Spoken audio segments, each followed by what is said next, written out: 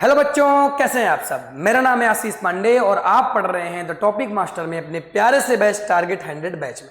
Target 100 batch में हम complete science लेकर आए हैं आपके लिए, वो भी क्लास 10th की, दोनों मीडियम की बेटा। दोनों के अलग अलग बैच चल रहे हैं। दो अगर आप इंग्लिश मीडियम वाले बच्चे हैं तो आप यहां से पढ़ें, इंग्लिश मीडियम वाले बच्चे अगर आप नहीं हिंदी मीडियम वाले बच्चे हैं तो आपके लिए दूसरा बैच है, आप वहां से पढ़ लें बेटा। यहां पर हम कंप्लीट साइंस की डिटेल में चर्चा करने वाले हैं, नोट्स देने वाले हैं, साथ ही साथ में बोर्ड से रिलेटेड बहुत सारी चीजें आने वाले समय में आपको मिलती रहेंगी।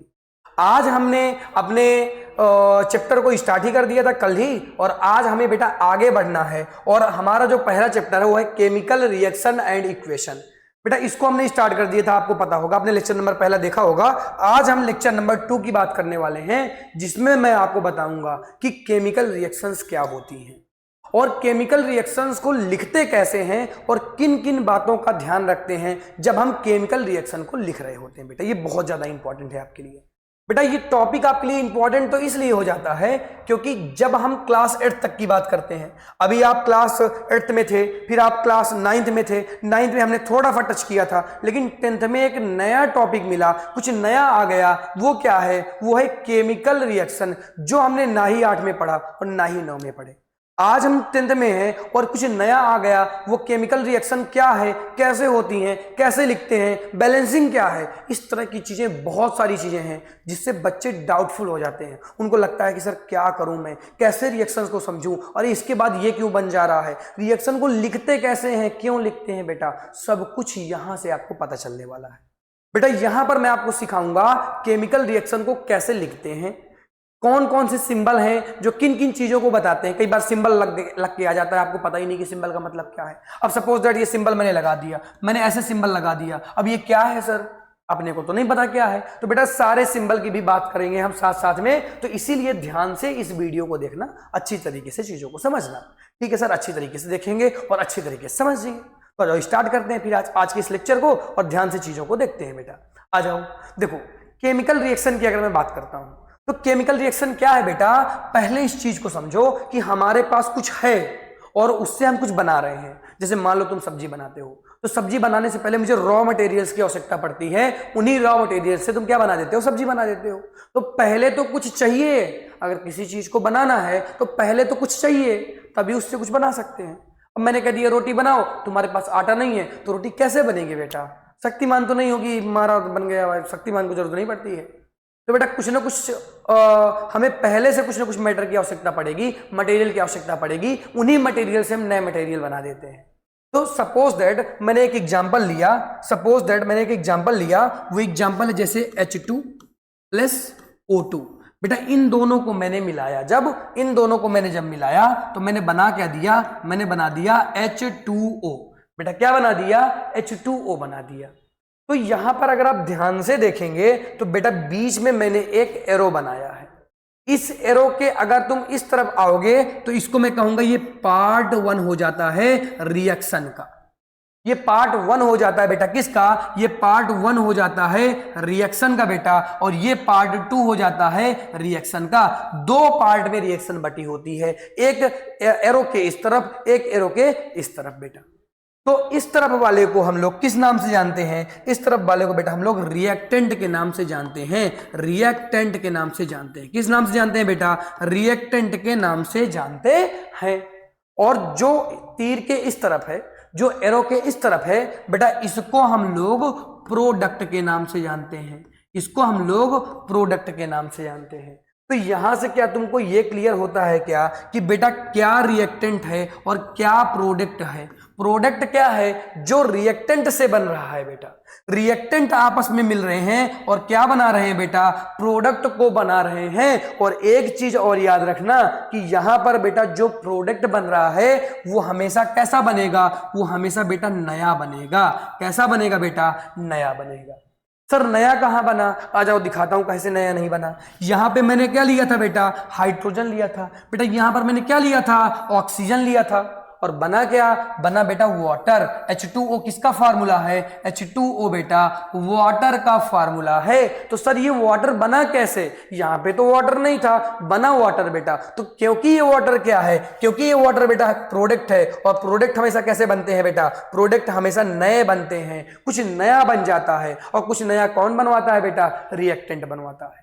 जैसे मुझे सब्जी बनानी है तो पहले रॉ मटेरियल में मेरे पास आलू रहा होगा, प्याज थी, टमाटर थी, सब अलग अलग थे, सबको मैंने साथ में मिलाया और कुछ टेस्टी सी चीजें बनी, मतलब टेस्ट दे रही हैं, उसको हम सब्जी बोल देते हैं बेटा, जिसे तुम खाते हो प्यार से, ठीक है। तो इसी तरह से रिएक्शंस हो रही हैं कि हमारे पास पहले कुछ रिएक्टेंट है, वो रिएक्टेंट आपस में मिलकर क्या बना रहे हैं बेटा, प्रोडक्ट बना दे रहे हैं, और यही प्रोडक्ट नए होंगे। हमेशा जब प्रोडक्ट बनेंगे तो नए टाइप के प्रोडक्ट बनेंगे। कल ही मैंने जब बताया था फिजिकल चेंजेस और केमिकल चेंजेस, वहां पर मैंने डिटेल्ड में चीजों को समझाया था और आपको यह बताया था कि क्या होते हैं फिजिकल चेंजेस, क्या होते हैं केमिकल चेंजेस। कल वाला वीडियो जिसने नहीं देखा वो जरूर जाके देखे बेटा, कॉन्सेप्ट वहीं से आपके बनेंगे, धीरे धीरे वहीं से चीजें समझ में आपको आएंगी, ठीक है। आ जाओ, अब हम आगे बढ़ते हैं और जो हमने अभी तक समझा उन्हीं को हम लिख लेते हैं और बेटा अपनी नोट्स बना लेते हैं। नोट्स बनाना सबसे ज्यादा इंपॉर्टेंट है, क्योंकि बेटा आप किसमें हैं, आप बेटा बोर्ड में आ चुके हैं, और बोर्ड में नोट्स की सबसे ज्यादा आवश्यकता पड़ती है। अगर आपने नोट्स नहीं बनाया तो आपको दिक्कत होगी बेटा, आपको रिवीजन करने में दिक्कत होगी, इसलिए आप अपनी अपनी नोट्स स्वयं से बनाएं बेटा। साथ ही साथ में जो मैं नोट्स यहाँ पे बनवा रहा हूँ उसको भी लिखते चले, मैं बहुत इंपॉर्टेंट पॉइंट लिखवाता हूँ बेटा, ठीक है। आ जाओ, बात करते हैं केमिकल रिएक्शन की। तो केमिकल रिएक्शन क्या होते हैं, अभी सर आपने बताया था कि कुछ रॉ मटेरियल थे जिन्हें आपने रिएक्टेंट बोला था, उसी से हम प्रोडक्ट बना देते हैं, इसी को हम कह देते हैं कि केमिकल रिएक्शन हो गई है। तो आ जाओ इसी चीज को देख लेते हैं बेटा। Chemical reaction are the process by which, कुछ हमारे पास क्या है बेटा, बाय विच केमिकल इंटरेक्ट, कुछ हमारे केमिकल्स होते हैं जो इंटरेक्ट करते हैं और कुछ नया बनाते हैं बेटा। कुछ क्या बनाते हैं, कुछ नया बनाते हैं, और ये जो नया बनता है ना बेटा, ये डिफरेंट टाइप की प्रॉपर्टीज रखता है, डिफरेंट टाइप की कंपोजिशंस रखता है बेटा। तो इसी को हम क्या बोल देते हैं, केमिकल रिएक्शंस बोलते हैं। यानी मैं क्या कहना चाहता हूं बेटा, मैं ये कहना चाहता हूं कि जब आप एग्जाम्पल के तौर पे अगर हम बात करें तो जब आपने कार्बन लिया, ऑक्सीजन लिया, तो आपने क्या बनाया, कार्बन डाइऑक्साइड बनाया। जरा ध्यान से अगर तुम देखोगे बेटा समझ में आएगा कि ये बेटा जो तुमने कार्बन डाइऑक्साइड बना दिया है ये बेटा प्रोडक्ट है और ये नया बना है बेटा। और ये नया साथ ही साथ में क्या है, साथ ही साथ में डिफरेंट प्रॉपर्टीज के साथ आया है। पहले कार्बन की प्रॉपर्टीज बेटा अलग रही होंगी, ऑक्सीजन की प्रॉपर्टीज अलग रही होंगी, दोनों साथ में मिल गए बेटा तो एक कंपाउंड बना जिसे हमने कहा CO2। और CO2 को बेटा हमने क्या कह दिया कि ये हमारा प्रोडक्ट है और ये डिफरेंट टाइप की प्रॉपर्टीज को लेकर आया हुआ है बेटा। कल मैंने जो समझाया था वहां पर मैंने इस चीज को मेंशन किया था कि जब प्रोडक्ट बनते हैं बेटा तो डिफरेंट टाइप की प्रॉपर्टीज को लेकर आते हैं, केमिकल प्रॉपर्टीज उसकी बदल जाती हैं। कल का लेक्चर जरूर देख लेना, छोटा सा लेक्चर है, मजा आ जाएगी समझ में। और देखो सबसे बड़ी बात यह है कि हमें छोटे छोटे कॉन्सेप्ट बनाकर रखने हैं। अगर हम देखेंगे हमारे बेसिक कॉन्सेप्ट अच्छे नहीं होंगे तो आगे के कॉन्सेप्ट भी अच्छे नहीं होंगे। इसलिए आपको जितने भी छोटे छोटे कॉन्सेप्ट है उनको आप अपने साथ बना के रखिए, सजा के रखिए बेटा, क्योंकि इसी से आपकी आगे की थ्योरी, इसी से आपकी आगे के न्यूमेरिकल्स और इसी से आपके आगे आने वाले नंबर डिसाइड होने वाले हैं। ठीक है बेटा, आ जाओ आगे बढ़ते हैं। अब आ जाओ आगे बढ़ेंगे और केमिकल रिएक्शंस के बाद हम लोग देखने वाले हैं कि रिएक्टेंट क्या होता है और प्रोडक्ट क्या होता है। मैंने क्या कहा कि जब तुम इनिशियल स्टेज में, शुरुआत में जो तुम मटेरियल ले रहे हो बेटा उनको हम रिएक्टेंट कहते हैं और उन मटेरियल से जो बन रहा है उनको हम प्रोडक्ट कहते हैं। तो इसमें लिखा हुआ है a reactant is a substance that change in a chemical reaction. तो इसमें यह लिखा हुआ है कि जो कुछ मटेरियल है, सॉरी, जो मटेरियल किसमें चेंज हो जाए बेटा, जो मटेरियल नए प्रोडक्ट में चेंज हो जाए, नया प्रोडक्ट बना ले, उन्हीं मटेरियल को तो रिएक्टेंट कहते हैं। और जो नया मटेरियल बन रहा है बेटा, जो नया मटेरियल बन रहा है, जो न्यू सब्सटेंस बन रहे हैं बेटा, जो new substance with the different properties के साथ बन रहे हैं बेटा, इन्हीं को हम कहते हैं केमिकल रिएक्शन के क्या, प्रोडक्ट। क्या बोलते हैं बेटा, प्रोडक्ट। तो समझ में आया रिएक्टेंट क्या है, प्रोडक्ट है बेटा। रिएक्टेंट क्या है, रिएक्टेंट क्या है, ध्यान से समझो, जिसे तुमने इनिशियल पोजीशन में लिया था, जिसे तुमने शुरुआत में लिया था, जिससे प्रोडक्ट बन रहे हैं बेटा, जिससे नए मटेरियल बन रहे हैं, और वही नए मटेरियल क्या है, वही नए मटेरियल तो प्रोडक्ट हैं, वही नए मटेरियल तो प्रोडक्ट हैं। क्या बात समझ में आ रही है? हाँ सर समझ में आ रही है, अच्छी तरीके से समझ में आ रही है। चलो बेटा फिर आगे बढ़ते हैं, अगर यहां तक की चीजें समझ में आ गई तो आगे बढ़ते हैं बेटा। और यहां पर आप सही कर लीजिएगा, यहां पर कुछ चीजें गलत है, जैसे कि इसका नाम यहां पर रिएक्टेंट लिखा हुआ है, यहां पे आप कैटलिस्ट लिख लीजिएगा बेटा। क्या लिख देंगे यहां पर आप कैटलिस्ट लिख दीजिएगा। तो कैटलिस्ट क्या होता है इसके बारे में बात कर लेते हैं बेटा। कैटलिस्ट का उपयोग हम लोग तब करते हैं, यूज तब करते हैं बेटा, जब हमें अपनी रिएक्शन की स्पीड को बढ़ाना पड़ता है। मान लो आपको जल्दी जल्दी प्रोडक्ट बनाना है, तो बेटा आप किसका यूज करेंगे? बेटा आप यूज करेंगे कैटलिस्ट का। कैटलिस्ट क्या करता है? रेट ऑफ केमिकल रिएक्शन को चेंज कर देता है बेटा।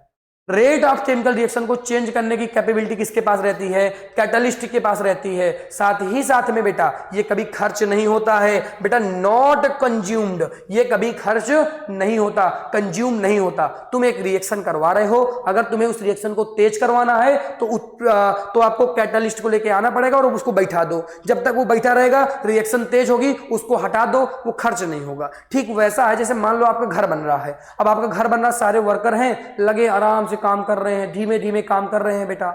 वहीं पर अगर आपके पापा जी बैठ जाएंगे तो डांट फटकार के काम की स्पीड को बढ़ा देंगे, और इससे आपके पापा ने काम नहीं किया, ना ही आपके पापा की मेहनत है उसमें, वो तो केवल बैठे हुए हैं। जब तक वो बैठे रहेंगे तब तक काम तेजी से होगा, जब उनको हटा दिया जाएगा काम स्लो हो जाएगा। ठीक पापा जी की तरह बेटा क्या है, ठीक पापा जी की तरह आपके कैटलिस्ट भी है। जब तक रहेगा तब तक रिएक्शन, रेट ऑफ रिएक्शन तेज रहेगी, जब हटा दोगे तो बेटा कम हो जाएगा। लेकिन कभी भी ये कंज्यूम नहीं होगा, कभी ये खर्च नहीं होता रिएक्शन में, ये बैठा रहता है, चला जाता है, बाद में हटा सकते हो, जितना था उतना ही मिल जाएगा।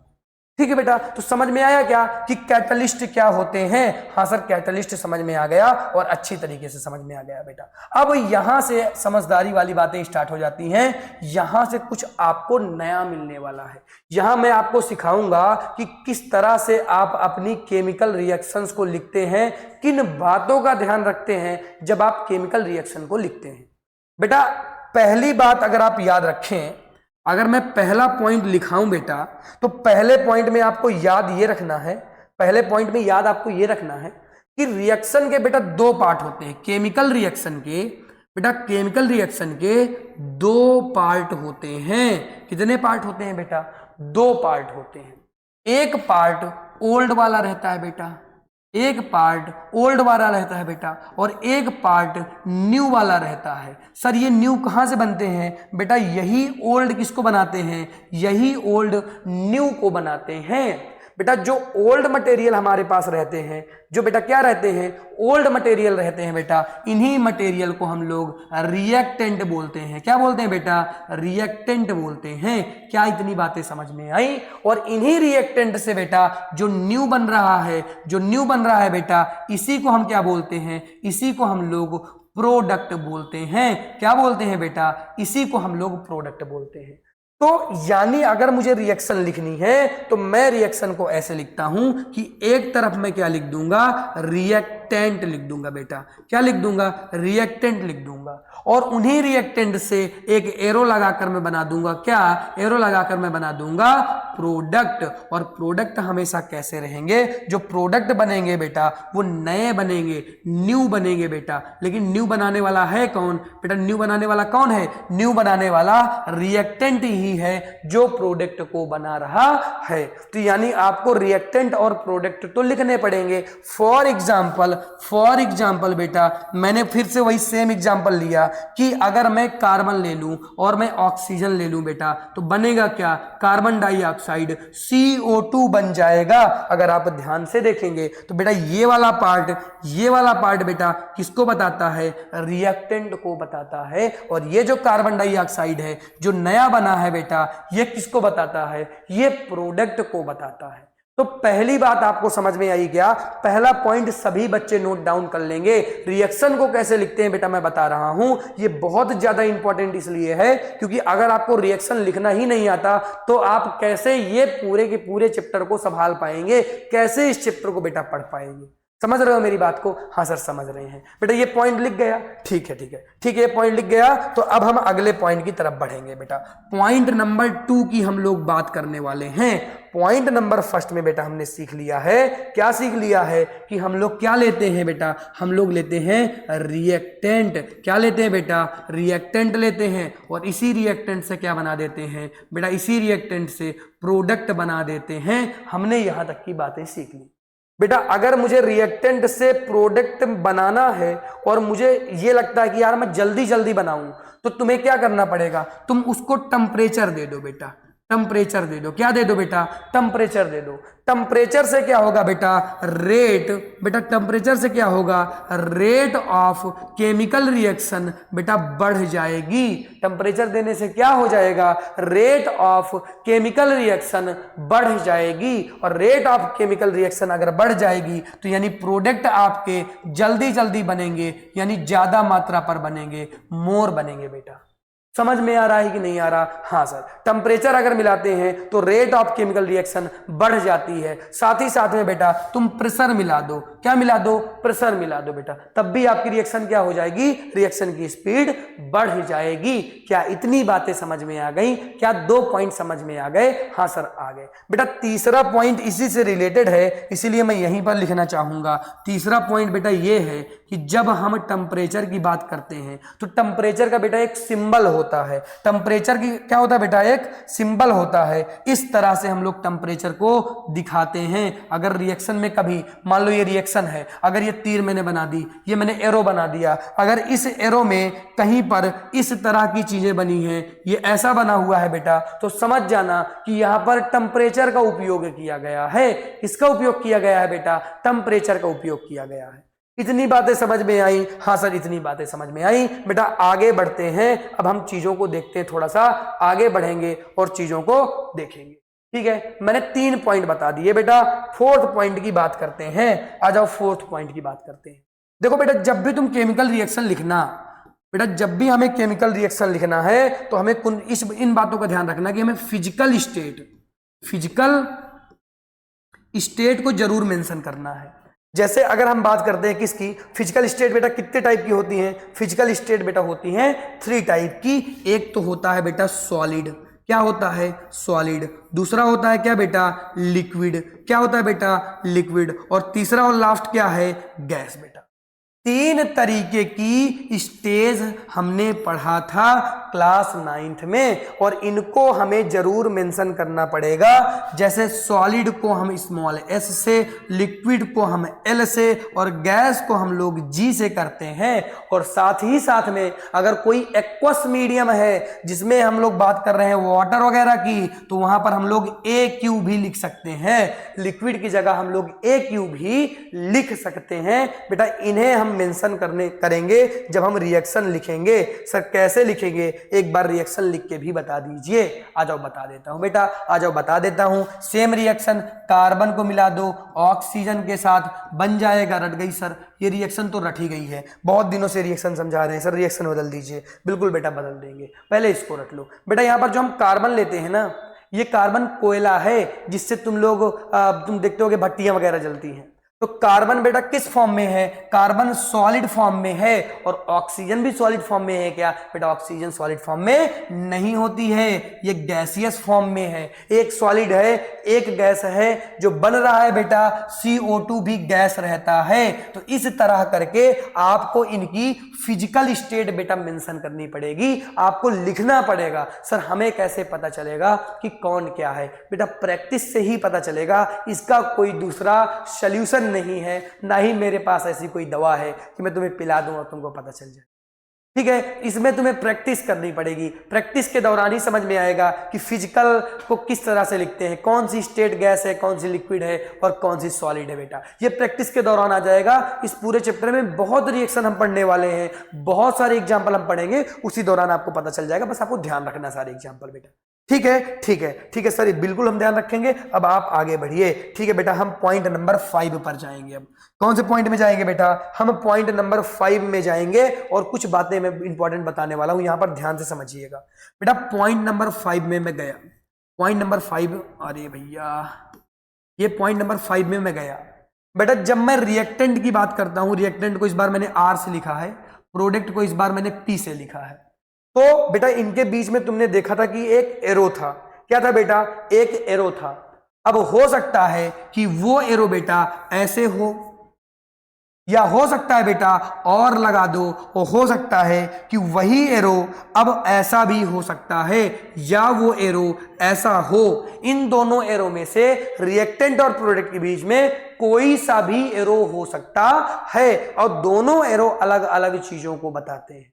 जैसे कि अगर हम बात करते हैं इन एरो को, तो पहले इस एरो को समझो, इन एरो के बारे में समझ लो, फिर नाम तो बेटा बता दूंगा मैं। बेटा पहले एरो का मतलब ये है, पहले एरो का मतलब बेटा ये है कि तुम A for apple, B for boy हो गया। तुम एप्पल से बॉय की तरफ तो जा सकते हो, लेकिन बॉय से एप्पल की तरफ नहीं आ सकते हो। केवल वन वे रास्ता है, जाने जाने का है, आने का कोई रास्ता नहीं है। लेकिन अगर हम बात करते हैं इन रिएक्शंस की, जब हम बात करते हैं कि ये सिंबल कुछ ऐसा हो, तो बेटा ए फॉर एप्पल से बी फॉर बॉय में भी जा सकते हो, बी फॉर बॉय से ए फॉर एप्पल में भी आ सकते हो। कोई दिक्कत वाली बात नहीं है, कोई मैटर नहीं करता। यहाँ पे आ भी सकते हो, जा भी सकते हो। तो बेटा दोनों रिएक्शंस के अलग अलग नाम हैं, मैं इन नाम को लिखवा दे रहा हूं, ध्यान से चीजों को लिख दें। बेटा इसको हम लोग बोलते हैं रिवर्सिबल रिएक्शन। अगर ये वाला सिंबल लगा हुआ है तो इसको मैं वो क्या बोलूंगा? Reversible, reversible reaction. और अगर बेटा अगर क्या हुआ, अगर ये वाली रिएक्शन है तो बेटा ये रिवर्सिबल नहीं होती है, तो इसको हम क्या लिखते हैं? इरिवर्सिबल।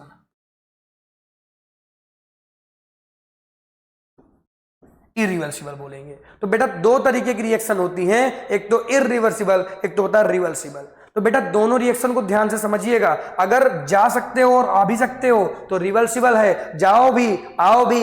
इरिवर्सिबल का मतलब ये होता है केवल जा सकते हो, आ नहीं सकते हो। सर आपका प्रोनाउंसिएशन थोड़ा सा गड़बड़ है। बेटा प्रोनाउंसिएशन मेरा ऐसे ही है, वो तुम्हें एडजस्ट करना पड़ेगा, वो तुम्हें देखना पड़ेगा थोड़ा सा। ठीक है, ठीक है बेटा, ठीक है। चलो आगे बढ़ते हैं। अब दो पॉइंट और मैं बताने वाला हूं, दो मोस्ट इंपॉर्टेंट पॉइंट की बात करने वाला हूं। ध्यान से चीजों को समझिएगा, उन दोनों पॉइंट को ध्यान से समझिएगा। कई बार आपको ऐसे सिंबल देखने के लिए मिलेंगे, इस तरह का, और एक ऐसा भी सिंबल देखने के लिए मिलेगा। पॉइंट नंबर जो भी हो आपने डाल लीजिएगा। जब भी नोट्स अगर जैसे बना रहे हैं तो उसी के दौरान बनाते समय आप अपने पॉइंट जरूर लिख लीजिए। बेटा अगर ऐसा सिंबल देखने के लिए मिल रहा है, अगर ऐसा सिंबल देखने के लिए मिल रहा है, जैसे कोई प्रोडक्ट मिला और प्रोडक्ट के बगल में, जैसे सपोज दैट, मैं एग्जांपल की बात करता हूं, मैंने एग्जांपल के तौर पे ले लिया कि जैसे सपोज दैट CO2 के आगे ऐसा लगा हुआ है, इस तरह का सिंबल लगा हुआ है। तो बेटा इस सिंबल का मतलब ये है कि यहां से गैस निकल रही है, यानी यहां पर क्या हो रहा है? यहां पर क्या हो रहा है बेटा? यहां पर इवोल्यूशन ऑफ गैसेस हो रहा है, इवोल्यूशन ऑफ गैसेस हो रहा है बेटा। यहां पर गैस निकल रही है अगर ये सिंबल लगा हुआ है तो। अगर ये सिंबल लगा हुआ है तो बेटा गैस निकल रही है, और अगर ये सिंबल लगा हुआ है, सपोज दैट कुछ मैंने बना दिया, जैसे कुछ भी बना देते हैं बेटा, जैसे मैंने Fe बनाया तो Fe बना और मैंने ऐसे बना दिया, तो उसका मतलब ये है कि ये डिसॉल्व नहीं होगा बेटा कभी। लोहा कभी डिसॉल्व होता है क्या? ये Fe फार्मूला किसका होता है? आयरन का होता है बेटा। ये कभी डिसॉल्व होता है क्या? नहीं होता। तो इसी को हम लोग बेटा आगे आप पढ़ेंगे भी, इसी को हम लोग बोलते हैं प्रेसिपिटेशन। क्या बोलते हैं बेटा? प्रेसिपिटेशन, प्रेसिपिटेशन बेटा क्या बोलते हैं? प्रेसिपिटेशन बोलते हैं। जब कोई ऐसा मटेरियल बन जाए, जब आपके प्रोडक्ट में कुछ ऐसा बन जाए जो डिसॉल्वेबल ना हो, वो मिले ही ना बेटा, तो उसको क्या बोलेंगे? उसको हम प्रेसिपिटेशन बोलेंगे। क्या यहां तक की चीजें समझ में आई? इन सब बातों का ध्यान रखना पड़ेगा जब आप केमिकल रिएक्शन लिख रहे होंगे। आई होप यहां तक की सारी चीजें आपको समझ में आई होंगी, पूरा का पूरा टॉपिक समझ में आया होगा। कल मैं बहुत ही इंपॉर्टेंट टॉपिक की बात करूंगा बेटा, how to balance chemical reaction.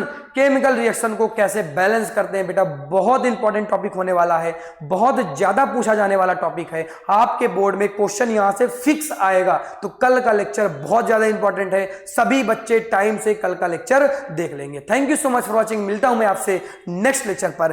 Thank you, bye.